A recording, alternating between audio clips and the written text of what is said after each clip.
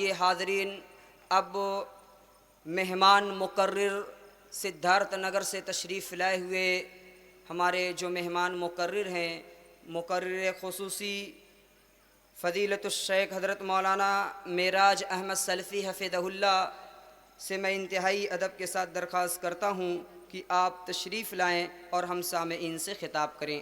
آپ اس وقت جمعیت الہدیٰ ٹرسٹ سرائے میر کے اندر بحیثیت داعی اور مبلغ تشریف فرما ہیں، اور الحمدللہ ضلع اعظم گڑھ کے مختلف علاقوں میں اپنے ذریعے سے دعوت و تبلیغ کے کام کو انجام دے رہے ہیں۔ آپ کا مختصر تعارف یہ کہ آپ کا تعلق سدھارتھ نگر سے ہے، جامعہ سلفیہ بنارس جو ہمارا مرکزی دارالعلوم ہے وہاں سے آپ فارغ ہیں، اور الحمدللہ اس وقت اعظم گڑھ کی سرزمین پر رہ کر دعوت و تبلیغ کے کام کو انجام دے رہے ہیں۔ میں آپ سے درخواست کرتا ہوں کہ آپ تشریف لائیں اور ہم سامعین سے خطاب کریں۔ آپ کے بعد انشاءاللہ اس پروگرام کے آخری مقرر فضیلت الشیخ مولانا محمد عادل ریاضی حفظہ اللہ کا خطاب ہوگا۔ آپ لوگ اطمینان کے ساتھ بیٹھے رہیں۔ السلام علیکم ورحمۃ اللہ وبرکاتہ۔ ان الحمد للہ نحمده ونستعینه ونستغفره ونعوذ باللہ من شرور انفسنا ومن سیئات اعمالنا، من يهده الله فلا مضل له ومن يضلله فلا هادي له، واشهد ان لا اله الا الله وحده لا شريك له، واشهد ان محمدا عبده ورسوله۔ يا أيها الذين آمنوا اتقوا الله حق تقاته ولا تموتن إلا وأنتم مسلمون۔ يا أيها الناس اتقوا ربكم الذي خلقكم من نفس واحدة وخلق منها زوجها وبث منهما رجالا كثيرا ونساء، واتقوا الله الذي تساءلون به والأرحام إن الله كان عليكم رقيبا۔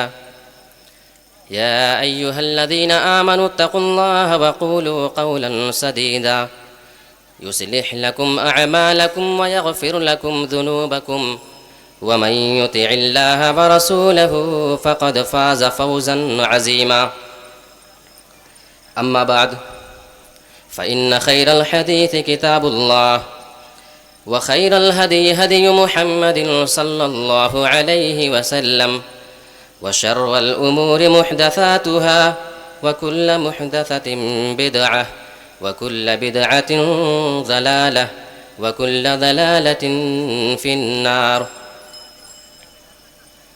أعوذ بالله من الشيطان الرجيم، بسم الله الرحمن الرحيم۔ من عمل صالحا من ذكر أو أنثى وهو مؤمن فلنحيينه حياة طيبة۔ رب اشرح لي صدري ويسر لي أمري واحلل عقدة من لساني يفقهوا قولي۔ اس عظیم الشان جلسے کی صدارت فرما رہے نہایت ہی معزز و موقر عالم دین جناب نور العین صاحب سلفی حفظہ اللہ۔ اس جلسے کے ناظم جناب فاروق عبداللہ رحمانی حفظہ اللہ۔ اسی طریقے سے اسٹیج پر نہایت ہی معزز و موقر حاضرین علماء کرام، دور دراز سے تشریف لائے ہوئے معزز و موقر حاضرین، پردہ نشین خواتین اسلام، پیاری ماں اور بہنوں، ہم نے آپ نے دیکھا کہ آج موسم کی خرابی کی وجہ سے اس جلسے کے منتظمین کو کتنی پریشانیوں کا سامنا کرنا پڑا ہے۔ یہ 7واں عظیم الشان اجلاس عام آپ کے کھیدو پورا مئو کا ہے، جس میں یہ لگاتار میری تیسری حاضری ہے۔ ہم اللہ رب العالمین سے دعا کرتے ہیں کہ الہ عالمین نوجوانوں نے اس جلسے کو رچانے اور اس کو منعقد کرنے میں جتنی محنت کی ہے تو اس کا انہیں بھرپور بدلہ نصیب فرمانا۔ آپ تمام حضرات موسم کی خرابی کے باوجود یہاں پر اتنی کثیر تعداد میں حاضر ہیں، اس کی امید نہیں تھی۔ لوگوں کا یہی کہنا تھا کہ شاید پروگرام نہ ہو سکے، بارش اتنی ہو رہی ہے، لیکن پھر بھی دین کی باتیں سننے کا ذوق آپ کے اندر ہے۔ کچھ ایسی باتیں ہم آپ کے سامنے کرنا چاہتے ہیں کہ آپ یہاں سے جائیں تو کچھ باتیں لے کر کے جائیں۔ ہماری زندگی کامیاب کیسے ہوگی؟ یہ ایک ایسا سوال ہے جس کے بارے میں ہر مسلمان کو غور کرنا پڑے گا۔ یہ ضروری نہیں ہے کہ اس کے بارے میں صرف علماء سوچے سمجھیں کہ ہماری زندگی کیسے کامیاب بنے گی۔ ایک مسلمان کو اس معاملے پہ غور کرنا پڑے گا اور سوچنا پڑے گا۔ تو سب سے پہلے ہم یہ جان لیتے ہیں کہ زندگی ایک کتنی قسم کی ہوتی ہے۔ ایک تو آپ دنیاوی زندگی گزار رہے ہیں، دوسری برزخی زندگی جو قبرستان کے اندر، قبر کے اندر آپ کو گزارنی ہے، اور تیسری زندگی اخروی زندگی جو آپ کو مرنے کے بعد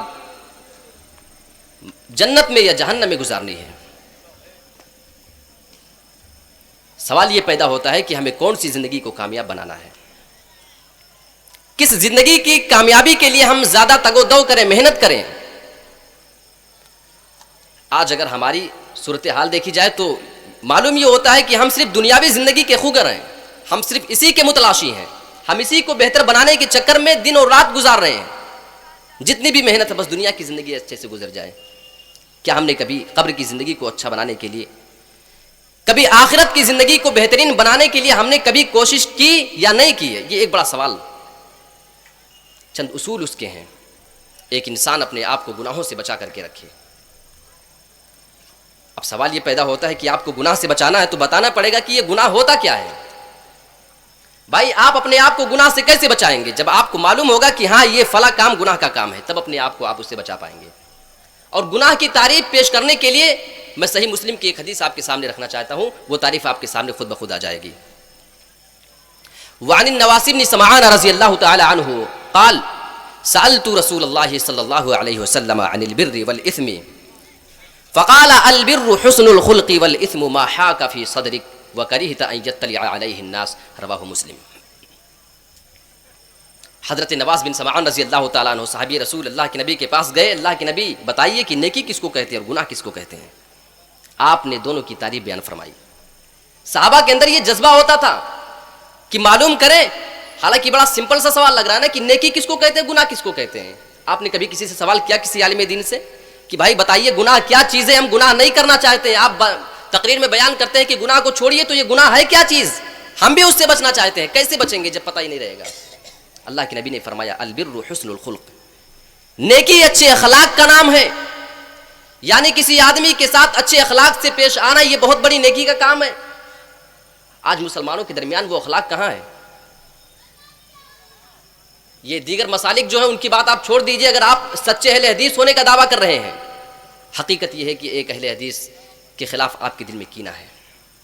آپ دوسروں کے ساتھ، غیر مسلمین کے ساتھ حسن سلوک کیا کریں گے جب دوسرے مسلک والے آپ سے پریشان ہیں، آپ ان کو گالیاں دے رہے ہیں، آپ خود اپنے بھائی کو گالی دے رہے ہیں، آپ کا پڑوسی آپ کی زبان سے محفوظ نہیں ہے، پھر آپ کون سی نیکی کے علم بردار ہیں؟ اور جو گناہ کی اللہ کے نبی نے تعریف کی تھی، اس تعریف کو ہمیں اور آپ کو ذہن میں بٹھانے کی ضرورت ہے، اور اس تعریف کو آپ اس جلسے سے لے کر کے جائیں۔ اور اگر کہیں لگتا ہے کہ آپ اس کے شکار ہیں، آپ سے یہ سارے کام ہو رہے ہیں، تو اپنے آپ کو اس سے بچانے کی ضرورت ہے۔ وَالْإِثْمُ مَا حَاكَ فِي صَدْرِكَ وَكَرِهْتَ أَن يَطَّلِعَ عَلَيْهِ النَّاسِ، صحیح مسلم کے الفاظ ہیں۔ اللہ کے نبی نے ارشاد فرمایا، اے نواس بن سمعان سنو، وَالْإِثْمُ مَا حَاكَ فِي صَدْرِكَ، گناہ وہ ہے جو تمہارے سینے میں کھٹکے، وَكَرِهْتَ أَن يَطَّلِعَ عَلَيْهِ النَّاسِ، اور تم اس بات کو ناپسند کرو کہ کہیں کوئی دوسرا آدمی اس کو جان نہ جائے۔ یعنی یہ گناہ کی بہت مختصر سی تعریف ہے، لیکن بہت زیادہ جامع اور معنی، نہ تو اس میں کچھ بڑھانے کی گنجائش نہ کچھ گھٹانے کی گنجائش ہے۔ وَالْإِثْمُ مَا حَاكَ فِي صَدْرِكَ وَكَرِهْتَ أَن يَطَّلِعَ عَلَيْهِ النَّاسِ۔ آج ہم اپنی زندگی کا جائزہ لیں، کہیں یہ چیز ہماری زندگی میں پائی نہ جا رہی ہو، یا لے کسی کام کو کرتے وقت آپ کے دل میں کھٹک پیدا ہو جائے کہ یہ کون سا میں کام کرنے جا رہا ہوں. وَكَرِهْتَ أَن يَطَّلِعَ عَلَيْهِ النَّاسُ، اور لوگوں کی نظروں سے بچ کر کے وہ تم گناہ کا کام کرنے کے لیے جاؤ. جس بھی گناہ کو کرنے کے لیے آپ کو لوگوں کی نظروں سے چھپنا پڑے، بس سمجھ جانا کہ یہ گناہ کا کام ہے، اس کام کو چھوڑنا ہے. چاہے تو کہ کامیاب ہو جاؤ تو گناہوں کو چھوڑنا ہی پڑے گا. اب کوئی یہ سوال کر سکتا ہے کہ اچھا ٹھیک ہے، پتہ چل گیا کہ گناہ کیا کام ہے، یہ کام ہم کرنے جا رہے ہیں، دل میں کھٹک پیدا ہو گیا، ارے یار کوئی دیکھ تو نہیں رہا ہے. رات کی تاریکی میں آپ گناہ کرتے ہیں، کیوں؟ تاکہ کوئی دیکھ نہ لے. اس کا مطلب آپ لوگوں سے ڈر رہے ہیں، اللہ سے نہیں ڈر رہے ہیں. ورنہ اگر لوگ دیکھ رہے ہیں، آپ اسٹیج پر بیٹھ کر کے کوئی گناہ کا کام نہیں کر سکتے ہیں. ایک زانی زنا نہیں کر سکتا اسٹیج پہ، کیوں؟ وہ شراب نہیں پی سکتا یہاں پہ، چغلی غیبت یہاں نہیں کر رہا ہے، جتنے بھی غلط کام ہے وہ اس اسٹیج پر بیٹھ کر کے نہیں کر سکتا ہے. کیوں؟ کیونکہ اسے پتا ہے کہ یہ غلط کام ہے. بس جس کام کے بارے میں آپ کو چھپنے کی ضرورت پڑ جائے، بس وہ گناہ کا کام ہے، اس کام سے اپنے آپ کو بچا لیجئے، انشاءاللہ آپ کامیاب ہو جائیں گے. اب ایک سوال یہ پیدا ہوتا ہے کہ اگر ہم اپنے آپ کو گناہ سے نہ بچائیں تو کیا نقصان ہوگا؟ یہ سوال ہے نا. آئیے اس کا جواب میں آپ کو ایک مثال کے ذریعے سمجھانا چاہتا ہوں. اگر اپنے آپ کو صحیح وقت پہ گناہ سے انسان نہ بچائے تو اس کا نقصان کیا ہوگا؟ یہ آپ کے سامنے ٹیبل رکھا ہوا ہے، اس ٹیبل کے اوپر ایک کانچ کا گلاس آپ لا کر کے رکھ دیں، اور کانچ کے گلاس کو آپ اپنے ہاتھوں سے دھکا دینا شروع کریں. تھوڑا سا دھکا دیں گے گلاس کنارے آ جائے گا، اور دھکا دیں گے تو گلاس اور کنارے آ جائے گا. اور اگر آپ برابر اپنے ہاتھوں سے گلاس کو دھکا دیں گے اور صحیح وقت پہ گرنے سے پہلے اٹھا کر کے اس کو بیچ میں نہ رکھیں گے، برابر دھکا دیں گے تو ایک وقت وہ بھی آئے گا کہ گلاس زمین پر گر کر کے پھوٹ جائے گا. ہاں یہ اور بات ہے کہ یہاں بستر بچھا ہوا ہے، ہو سکتا ہے کہ یہاں گلاس گرے نہ پھوٹے، لیکن اسی ٹیبل کو کسی فرش کے اوپر رکھ کے گلاس کو دھکا دینا شروع کرو. حقیقت یہ ہے کہ آپ اگر اس کو برابر دھکا دیتے رہیں گے، اس کو چھوڑیں گے نہیں، اس کو دھکا دینا بند نہ کریں گے تو وہ زمین پر گر کر کے پھوٹ جائے گا. لیکن آپ نے ایک دھکا دیا، دو چار دھکا دیا، آپ کو یہ محسوس ہونے لگا کہ گلاس گرنے والا ہے، گرنے سے پہلے اٹھا کر کے بیچ میں رکھ دو تو گرنے سے بچ جائے گا، نقصان ہونے سے بچ جائے گا. اب آپ سوچ رہے ہوں گے کہ ٹھیک ہے، اس مثال کے ذریعے سمجھانا کیا چاہ رہے ہو؟ میں کہنا یہ چاہتا ہوں، جس طریقے سے گلاس کو دھکا دیا جاتا ہے تو گلاس کنارے آ جاتا ہے، اور اٹھا کر کے بیچ میں نہ رکھا جائے تو گلاس گر کر کے پھوٹ جاتا ہے، ٹھیک اسی طریقے سے گناہ بھی ہمیں ہماری زندگی میں دھکا دیتا ہے. اور یہ دھکا اتنا زیادہ خطرناک ہے، یہ کہاں گرانے جا رہا ہے؟ گناہ ایک انسان کو دھکا دے دے کر جہنم میں گرانا چاہتا ہے. یعنی ایک انسان اپنی زندگی میں گناہ کرتا ہے، برائیوں کا ارتکاب کرتے رہتا ہے، دن رات اسی میں بزی ہے، خیال ہی نہیں نیکی کا، گناہوں پہ گناہ کرتے جا رہا ہے. اور صحیح وقت پہ اس آدمی کو خیال آ جائے، یا آپ اسی جلسے میں تقریر سنیں گے، آپ کے ذہن میں خیال آئے یا اللہ میں کس روش پہ چل رہا ہوں، یعنی آپ کو اپنے اندر چینجنگ پیدا کرنے کا موقع مل جائے. اور مرنے سے پہلے، بہت زیادہ برائیاں کرنے سے پہلے آپ اپنے آپ کو اگر گناہوں سے بچا لیتے ہیں، اور گناہ سے بچانے کا مطلب اللہ رب العالمین سے معافی مانگ لیتے ہیں، بس صرف ایک کام کرنا ہے، گناہوں سے اپنے آپ کو پلٹائیے صحیح وقت پہ. اور یہ گناہ انسان کو دھکا دے دے کر کے جہنم میں گرانا چاہتا ہے. لہذا پتہ یہ چلا کہ آپ اپنے آپ کو گناہ سے اس لیے بچائیے کیونکہ یہ گناہ آپ کو جہنم میں گرانا چاہ رہا ہے. اگر جہنم سے بچنا ہے تو گناہ کو چھوڑنا ہی پڑے گا.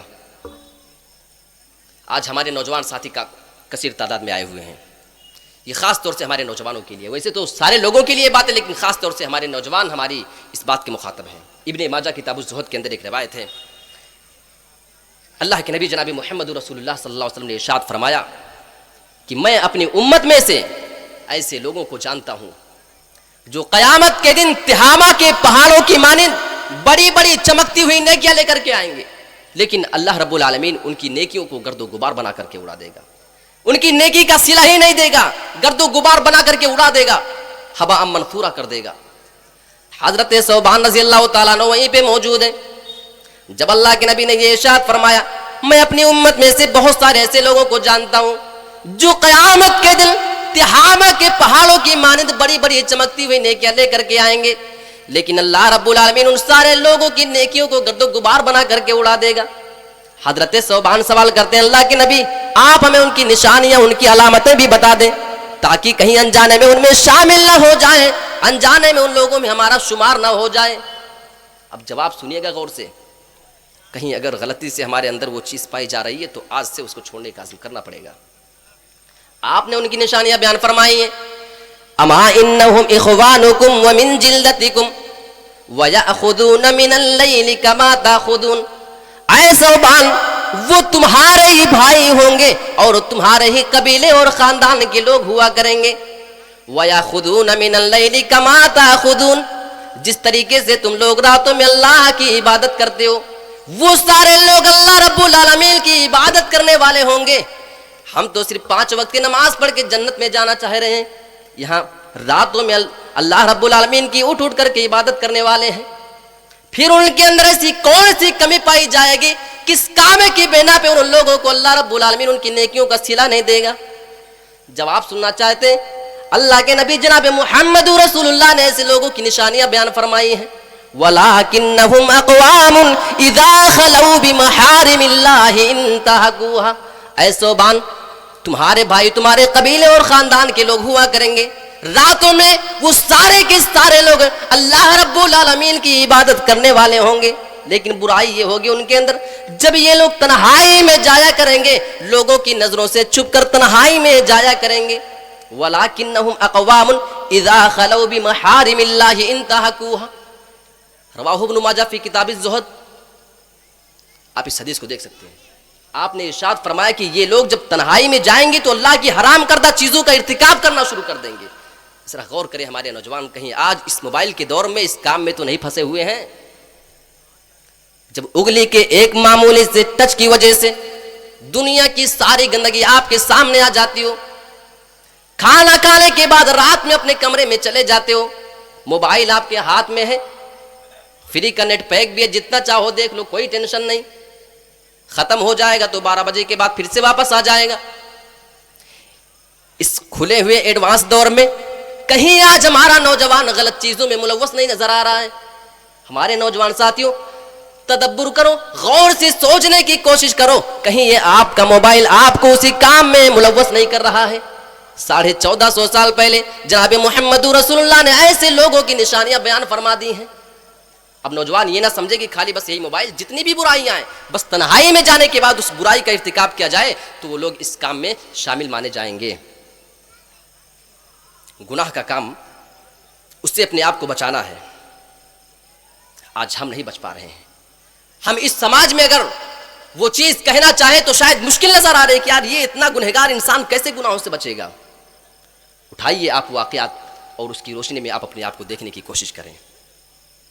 ایک پاک باز عورت تھی لیکن اس کے پاس مجبوری آ گئی، اتنی مجبوری کہ اس کے پاس پیسے کی اتنی سخت ضرورت تھی کہ جو پیسہ اس کو دے دے اس کے ساتھ جو کرنا چاہے کر سکتا ہے۔ کفر نامی ایک آدمی تھا، اس کو 60 دینار دیتا ہے، لیکن یہ دینار اس نے فری میں نہیں دیا، اس نے شرط لگا دی تھی کہ تمہیں میرے ساتھ سونا پڑے گا۔ بیچاری عورت ہے، ذات کی عورت کر کیا سکتی، مجبور ہے، کھانے پینے کے لیے نہیں، بال بچے بھوکے ہیں، مجبوری کی حالت میں اس کے پاس آ جاتی ہے۔ 60 دینار اس نے اس کو دے دیا۔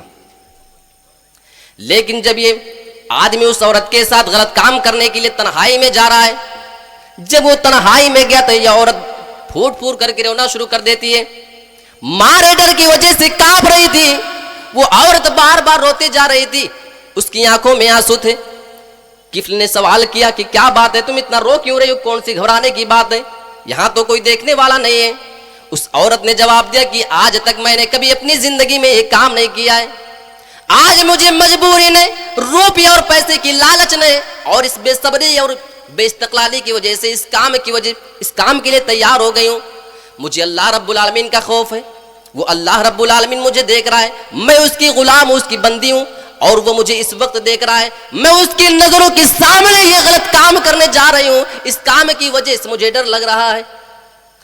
جب اس کا یہ جواب سنتا ہے، دل ہی دل میں یہ کانپ اٹھا اور کہتا ہے کہ تو نے تو ابھی وہ گناہ کا کام ہی نہیں کیا ہے، اور نہ کردہ کام کی وجہ سے تو اتنا رو رہی ہے، حالانکہ میرا معاملہ یہ ہے کہ میں پوری زندگی گناہوں میں ملوث رہا ہوں، پوری زندگی ایسا کوئی گناہ کا کام نہیں جو مجھ سے بچا ہو، میں نے سارے کے سارے گناہ کے کام کیے ہیں، اور مجھے تو اللہ رب العالمین کا کبھی ڈر ہی نہیں آیا ہے۔ اس عورت کے اس لہجے نے، اس کا جو جواب تھا، اس آدمی کے دل میں بہت گہرا اثر ڈالتی ہے۔ اور یہ جواب دیتا ہے کہ میں تجھے گواہ بنا کر کے کہتا ہوں کہ آج سے میں اللہ رب العالمین سے اپنے گناہوں کی معافی مانگتا ہوں، میں تیرے ساتھ زنا بھی نہ کروں گا، اور 60 دینار جو میں نے تجھے زنا کے عوض میں دیا تھا وہ بھی میں تجھ کو دیتا ہوں، تیرے ساتھ میں زنا بھی نہ کروں گا۔ یہ سارے واقعات اگر آپ سن رہے ہیں، ایک انسان زنا کے لیے عورت کے پاس ہے، تنہائی میں ہے، لیکن اس تقریر، اس اسپیچ کی وجہ سے وہ آدمی اللہ رب العالمین کا خوف کھاتا ہے اور اپنے آپ کو گناہوں سے بچا لیتا ہے۔ آج یہ چیزیں محال نظر آ رہی ہیں، کہاں بیان کر رہے ہیں صاحب، ابھی جلسے سے اٹھ کر کے جائیں گے، ان کے پاس فون آ جائے، زنا کا موقع مل جائے، چلے جائیں گے اس کام کے لیے۔ بس ایمان کا فرق ہے، ایک انسان اپنے آپ کو کس ایمان کے کس درجے میں پا رہا ہے، بس اس کا فرق ہے۔ ایک انسان اپنے آپ کو گناہوں سے بچانا چاہے تو یہ کوئی محال چیز نہیں ہے۔ مرثد بن ابی مرثد کا واقعہ آپ نے سنا ہوگا، عناق نامی عورت سے زمانے جاہلیت میں ان کا تعلق تھا، مکہ سے قیدیوں کو چھڑانے کے لیے جب جایا کرتے تھے، انہی کا بیان ہے کہ ایک بار گیا، باغ کے نیچے ایک دیوار تھی، وہاں پہنچا، اتفاق سے عناق بھی آ گئی اور پہچان بھی لیا مجھے، بولی تم مرثد ہو؟ بولے ہاں میں مرثد ہوں۔ اس نے کہا کہ اچھا، تب تو بڑا اچھا موقع ہے، آؤ آج کی رات تم ہمارے ساتھ گزار لو۔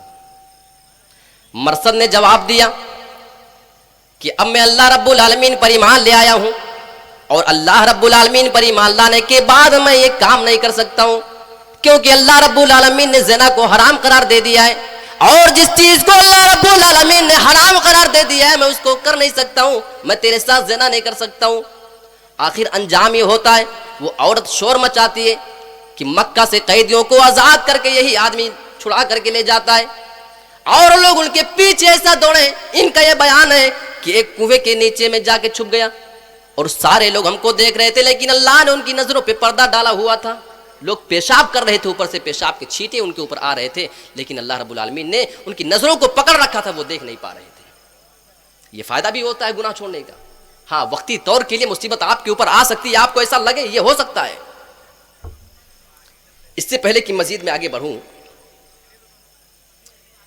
ایک نقطہ میرے ذہن میں اچانک آیا اور بہت پوائنٹ کی بات ہے، میں چاہ رہا ہوں کہ اس کو آپ کے سامنے بیان کر دیا جائے۔ یہ نہایت ہی معزز و موقر علماء کرام کی موجودگی میں بہت ذمہ داری کے ساتھ، شیطان نے جب حضرت آدم علیہ السلام کا سجدہ کرنے سے انکار کیا، اللہ رب العالمین نے فرمایا قرآن میں ما منعک الا تسجد اذ امرتک قال انا خیر منہ خلقتنی من نار وخلقتہ من طین۔ اللہ رب العالمین نے ابلیس سے پوچھا کہ میں نے جب تجھے حکم دیا کہ آدم کا سجدہ کر تو نے کیوں نہیں سجدہ کیا؟ جواب دیتا ہے انا خیر منہ، میں کیسے سجدہ کر سکتا ہوں، کیوں؟ میں تو آدم سے بہتر ہوں۔ اس کی دلیل کیا تھی؟ میں بہتر ہوں، وجہ کیا ہے؟ تو نے مجھے آگ سے پیدا کیا ہے اور آدم کو مٹی سے، لہٰذا آگ مٹی سے بہتر ہے، تو میں آدم کا سجدہ نہیں کر سکتا ہوں۔ اب سوچنے کی بات یہ ہے کہ کیوں اس نے کہا تھا کہ آگ مٹی سے بہتر ہے، کیوں اس نے کہا تھا کہ میں آدم سے بہتر ہوں؟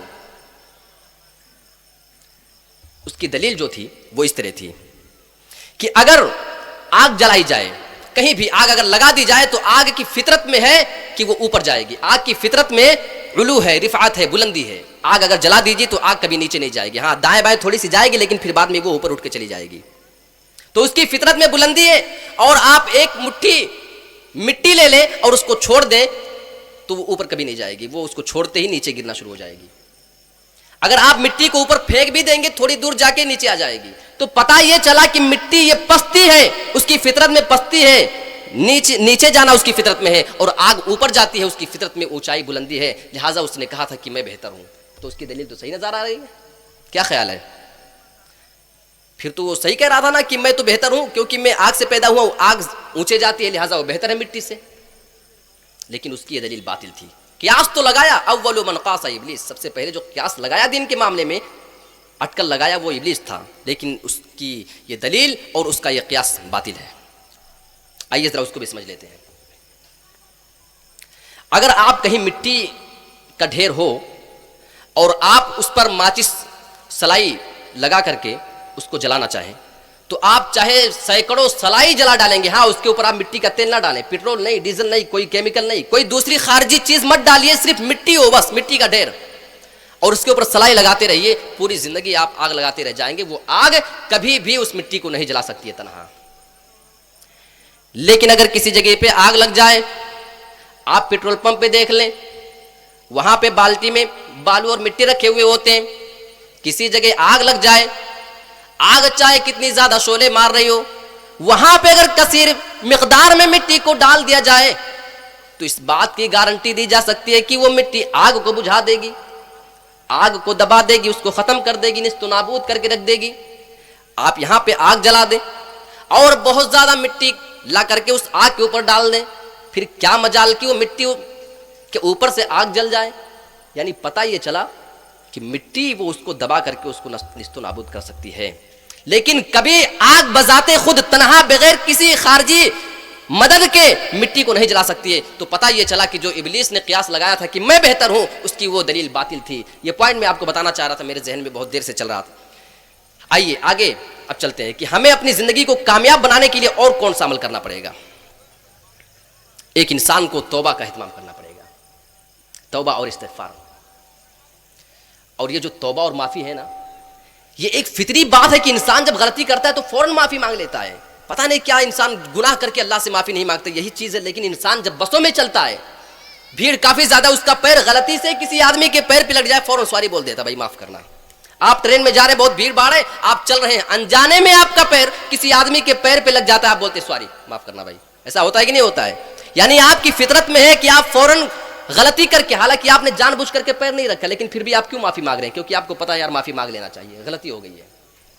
تو یہ انسان کی فطرت میں ہے، لیکن ہاں انسان معافی اس وقت نہیں مانگے گا جب وہ اللہ کی نافرمانی کرے گا، اور یہ نافرمانی جان بوجھ کر کے کرے گا۔ وہاں انجانے میں ہو گیا تو فوراً معافی، یہاں جان بوجھ کر کے پوری زندگی گناہ، لیکن معافی کا کوئی تصور ہی پیدا نہیں ہوتا ہے۔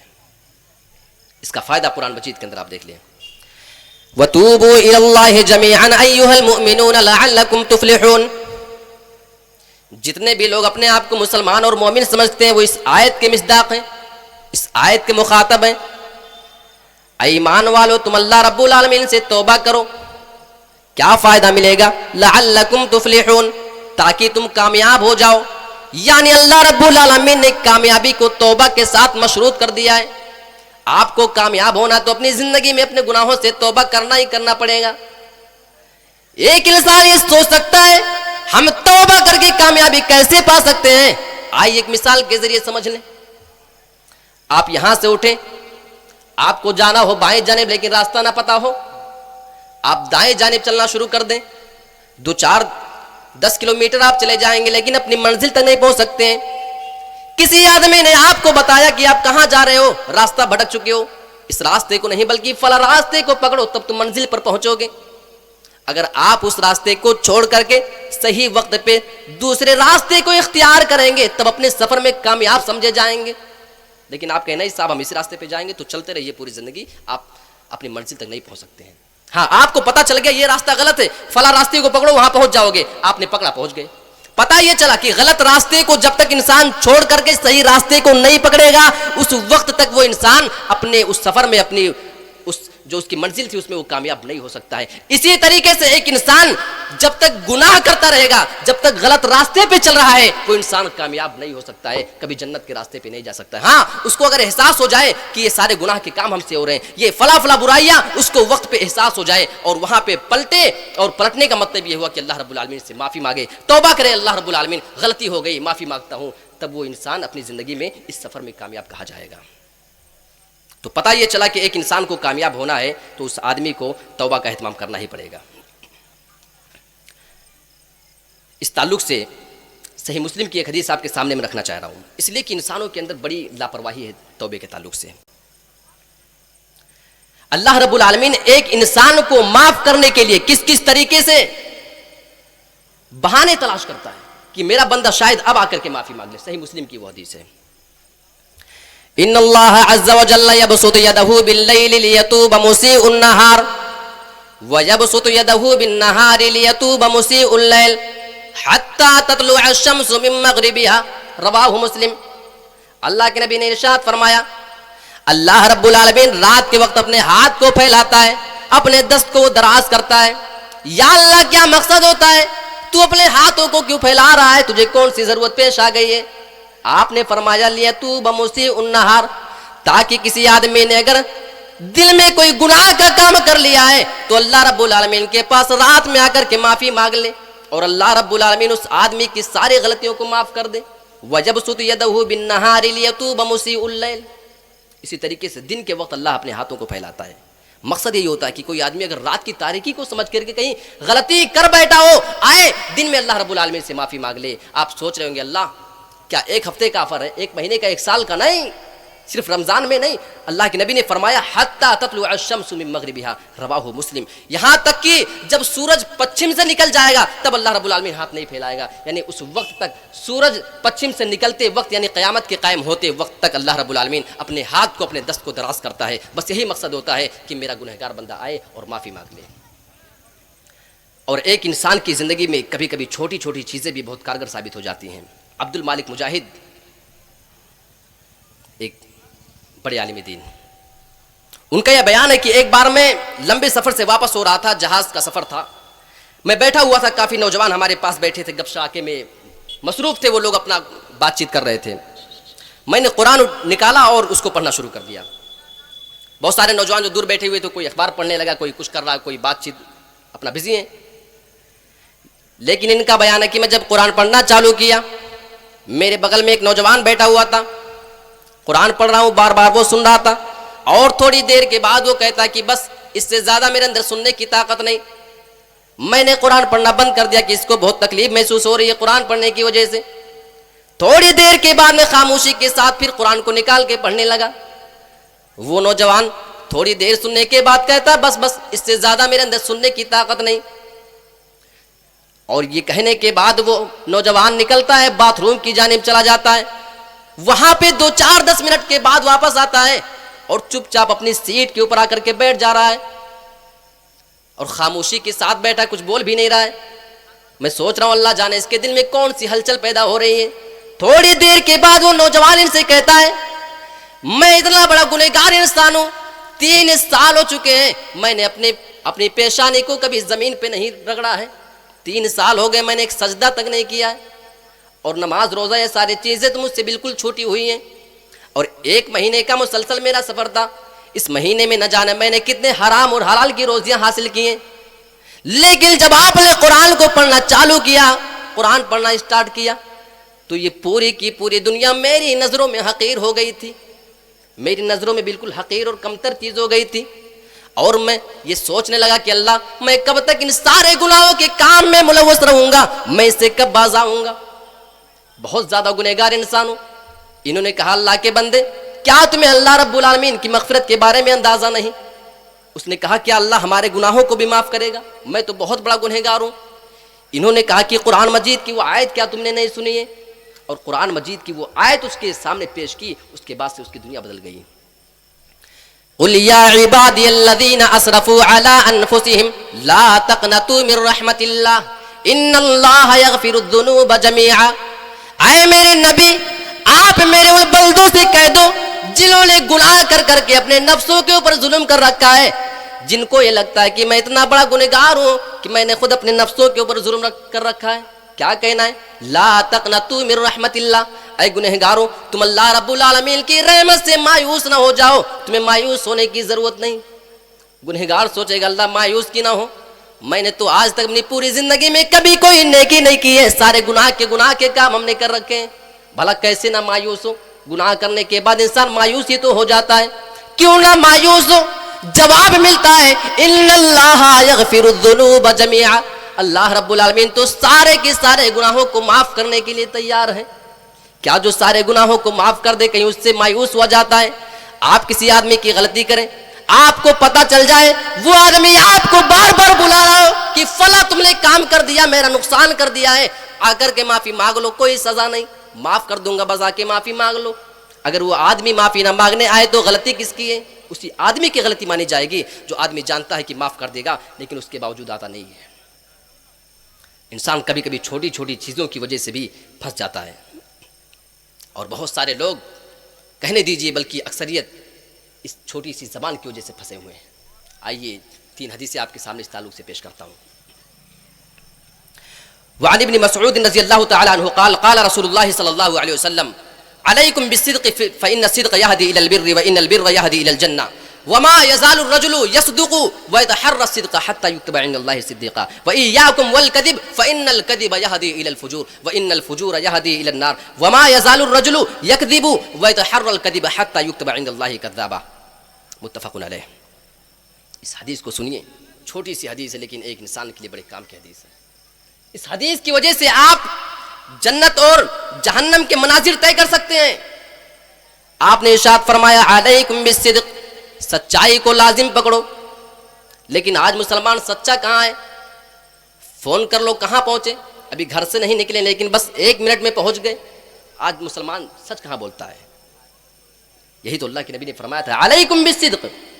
کیوں سچائی کو لازم پکڑے؟ فإن الصدق يهدي إلى البر، کیونکہ سچائی انسان کو نیکی کی جانب گامزن کر دیتی ہے، انسان کو نیکی کے راستے پہ لگا دیتی ہے. تو کیا ہوا؟ ایک مسلمان سوال کرتا ہے کہ بھائی کیا ہوا، نیکی کے راستے پہ لگا دے گی، کیا ملنے والا ہے؟ فإن الصدق يهدي إلى البر وإن البر يهدي إلى الجنة. ایک انسان جب برابر سچ بولتا ہے، اس کا یہ سچ بولنا اس انسان کو جنت کی جانب لگا دیتی ہے.